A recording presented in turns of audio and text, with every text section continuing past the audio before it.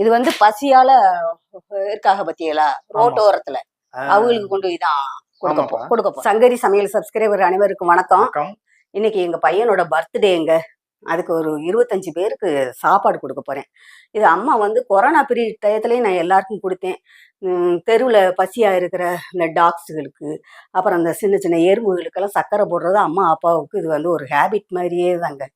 ஆனால் நான் வந்து லைவ்ல நான் சமையல் பண்ணும்போது நான் வந்து நீங்கள் எல்லாரும் பார்க்கணுங்கிறதுக்காக வேண்டி தான் நான் அந்த நம்மளோட டைம் வந்து 8 to 10ன்னு நம்ம வச்சுட்டோம். எப்படின்னா நைட்டு பிஎம்.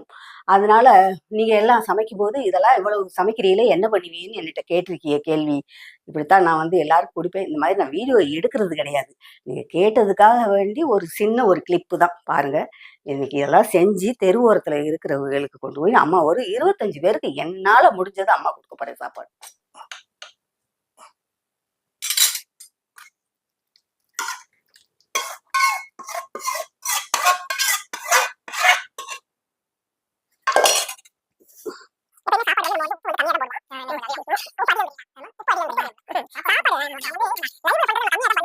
ஏன்னா இது வந்து நம்ம 2 பேருமே செய்வாய், நம்மளுக்கு வயசாகுது.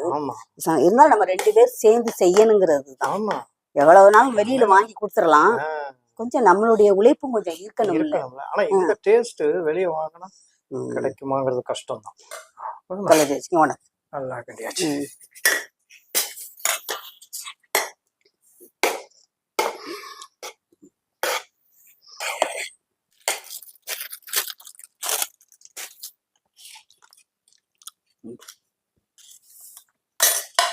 எல்லாத்துக்கும் ஒவ்வொரு பாக்கெட்டுக்கு ஒரு வடையும் ஒரு ஜாங்கிரியும் போடுறது.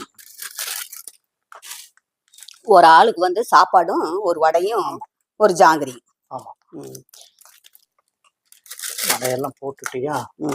அப்புறமேல ஒரு ஜாங்கிரி போடுறேன்.